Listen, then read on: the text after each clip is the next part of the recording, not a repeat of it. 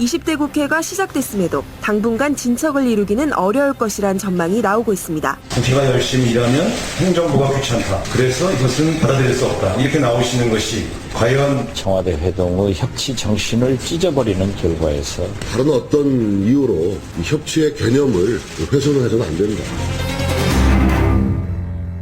예, 20대 국회 시작일인 오늘 국민들은 새 당을 황금 분할로 만들어주고 이제 협치를 해라. 이런 바람을 담고 있는데요. 지난주 대통령이 상시청문회법에 대한 거부권 행사한 것 때문에 사실은 시작부터 대치하는 건 아니냐. 이런 우려도 큽니다. 20대 국회 앞으로 어떤 모습일까요?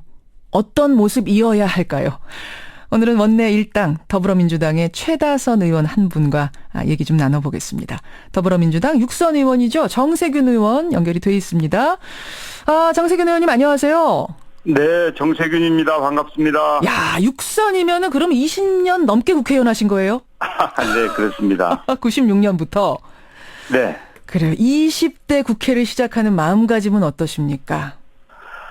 반드시 국민께 좀 새로운 모습을 보여야 되겠다. 그래서 19대 국회에서 식물국회라고 하는 오명을 받았는데 그것을 씻고 일하는 국회, 또 신뢰받는 그런 국회가 돼서 국민의 국회로 거듭나야 되겠다고 다짐하고 있습니다. 일하는 국회, 신뢰받는 국회. 근데 늘 시작할 땐 이런 얘기들 하시는데 나중에 끝날 때 보면 그대로 안 되더라고요. 이번에는 꼭 되게 하겠습니다. 꼭 되게 하겠습니다. 이 말씀이 예사롭지 않게 들리는데 일단 지금 20대 국회가 시작부터 대통령 거부권 행사에 걸려서 조금 삐걱거리는 모양새지요. 그렇습니다. 예, 어떻게 해결돼야 된다고 보세요? 이 대통령 상시청문회법. 이제 지금 그 대통령이 국회법에 대해서 거부권을 행사하셨어요. 예. 그 소위 이제 상시청문회법이라고 알려진 것은 청문회만 규정하고 있는 것이 아니고 국회를 일하는 국회로 만들기 위해서 여야가 합의해서 내놓은 국회법 개정안이거든요. 그러니까 국회 운영을 어떻게 할 거냐 하는 것에 대한 것인데 여기에 대해서 거부권을 행사했지 않습니까? 그렇죠. 이것은 대통령께서 국회를 불신하고 또 어떻게 보면 무시하는 태도를 여과 없이 드러낸 게 아닌가 그렇게 생각이 되어요. 그래서 이 문제에 대해서는 지금 이제 논란이 좀 있습니다. 이 거부권이 특정한 시점에 이루어졌기 때문에 다시 20대 국회로 이게 승계가 되느냐 되지 않느냐 하는 부분에 대한 논란이 있는데 이 문제에 대해서 여야가 그냥 공방만 할 것이 아니고 진지하게 의논을 해서 어떻게 처리할 것인지 적절하게 조치를 해야 된다고 생각합니다. 개인적으로는 어떤 게 맞다고 보세요?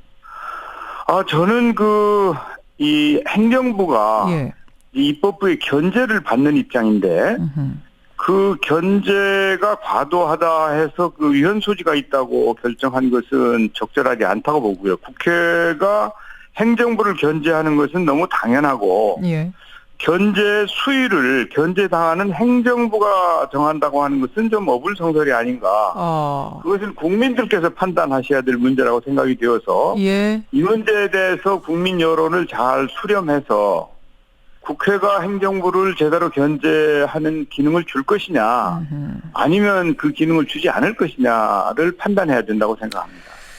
저는 견제를 제대로 해야 된다고 생각합니다. 제대로 견제해야 한다. 상시청문회법 반드시 이루어져야 된다. 이쪽 입장이신 거네요. 그나저나 일하는 국회 이번에는 꼭 만들겠다고 하셨는데 사실은 이제 국회의원들이 늘 사회 전 분야에 걸쳐서 개혁을 외칩니다만 정작 국회는 참 변하지 않는 것 같습니다.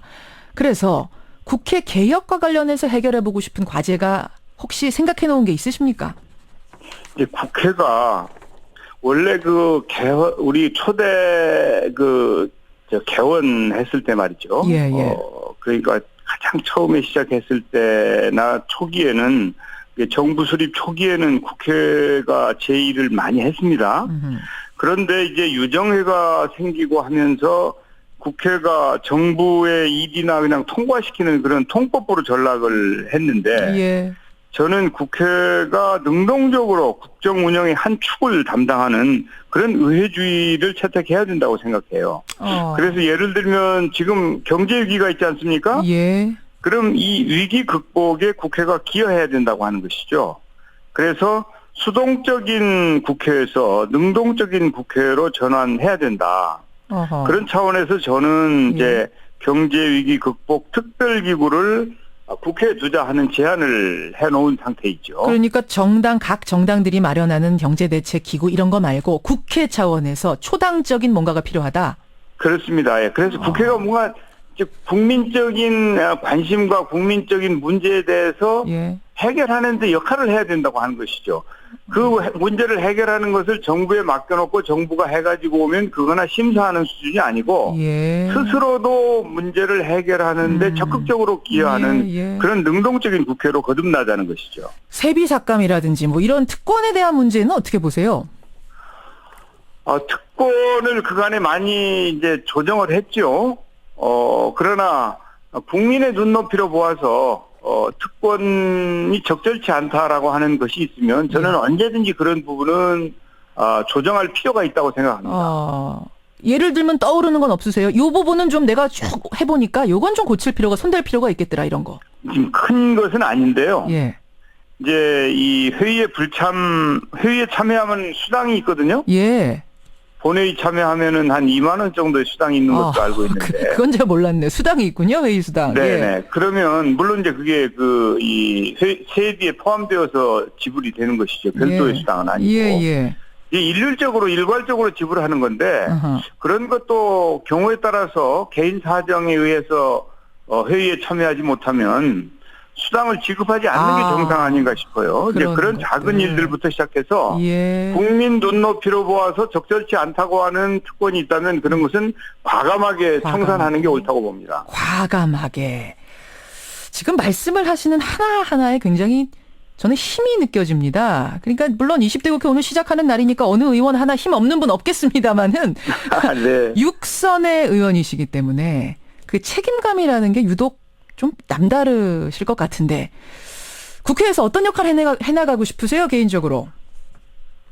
국회가 정말 국민을 걱정하는 국회 또 국민의 사랑을 받는 국회로 거듭나야 되는데 무엇보다도 이렇게 정파가 당리당략 차원에서 국회를 파행시키는 일이 절대 있어서는 안 된다고 생각해요. 그 대화와 타협을 통한 의회주의가 확립이 되고 국회가 꼭 국정 운영의 중요한 한 축으로 민생에 기여를 하게 해야 되겠다. 이제 그래서 이제 저도 국회에서 이제 이번 20대 국회에서는 좀 더 중요한 역할을 과거에도 물론 제가 원내대표도 하고 예결위원장, 운영위원장 등을 했습니다만 아니 그래서 국회의장 도전하실 겁니까? 어떻게 할 생각이세요? 예, 이제 아직 원구성 협상이 되지 않아서 제가 의지는 밝히고 있지 않습니다만은 만약에 더불어민주당이 국회의장직을 맡게 된다면 저는 그 직에 도전하는 것을 긍정적으로 검토하고 있습니다. 기회가 주어진다면 감당할 각오는 지금 이미 가지고 계신 거군요. 네, 그렇습니다. 국회의장, 지금 제일 중요한 거 의회주의에 입각해서 민생을 챙기는 국회가 돼야 된다 이런 말씀하셨어요. 일단 더민주가 가지고 오는 건 맞습니까? 맞다고 보세요? 당연하다고 생각합니다. 이제 원래 이번 국회는 국민 여러분들께서 여소야대 국회를 만들어서 야권의 의회 권력을 맡기셨거든요. 그렇다면 야권에서 의장을 맡는 것이 옳다고 생각하고요. 야권에서는 더불어민주당이 의석수가 가장 많기 때문에 그 중책을 더불어민주당이 맡아서 국회 개혁을 비롯한 국민에게 사랑받는 제대로 된 국회를 만드는데 꼭 기여해야 된다 이렇게 생각하고 그 책무가 더불어민주당에 있다고 생각합니다. 근데 만약 국회의원 의장이 되시면 이건 대권은 그럼 자동 포기가 되는 건가요? 어떻게 되는 겁니까? 당연한 일이죠. 대권 얘기가 나왔으니 말입니다만 주말 사이에 반기문 총장 행보에도 관심이 쏠렸습니다. 반 총장 대권 도전은 어떻게 보세요? 저는 지금 반 총장이 지금 유엔 사무총장 아닙니까? 그리고 원래 유엔 사무총장은 이제 세계적인 일, 유엔의 일에만 집중하도록 되어 있는데 지금 반 총장이 그 대권 행보를 하는 것은 참으로 적절치 않고 우리 대한민국 국가의 체면을 손상시키는 일이라고 생각해요. 체면을 손상시킬 정도 일이라고 보십니까? 그렇습니다. 이제 뭐 방기문 총장은 대한민국의 정치인도 아니고 예. 그 유엔의 수장인데 유엔의 책임을 지고 있는 분인데 그분이 그 일을 제대로 해야 되는데 사실 지금 국제적으로 그렇게 좋은 평판을 받고 있지 못하거든요. 그 남은 임기 동안 유종의 미를 거두어서 대한민국이 배출한 사무총장이 과거 역대 코피 아난이라고 하든지 또 유능한 사무총장의 버금가는 그런 총장으로 남는 것이 대한민국의 위상을 높이고 국가에 기여하는 길이라고 생각하는데 저는 그런 점에서 참 아쉽게 생각합니다. 근데 일단 이분이 나온다면 야당으로서 만만치 않은 가장 강력한 상대인 것만은 동의하십니까? 저는 꼭 그렇게 생각하진 않습니다. 제가 그분하고 같이 내각에서 일을 했었는데 모르겠습니다. 그 이후에 벌써 지금 10여 년이 지났으니까 이분이 얼마나 성장하셨는지는 모르겠지만 저는 이제 꼭 그 당시에는 제가 함께 내각에 있을 당시에는 이분이 우리 대한민국을 책임질 분이라고 생각하지는 않았습니다. 그렇게 보셨어요? 어떤 면에서요? 이제 비전과 전략도 있어야 될 테고요. 비전 전략의 부족. 그리고 이제 그 대통령이 되기 위해서는 국가를 위해서 자신의 목숨도 바칠 그런 자세가 되어 있어야 된다고 보는데 글쎄 제가 그런 것을 볼 눈이 부족해서 그랬는지는 모르겠습니다만은 못 보셨군요.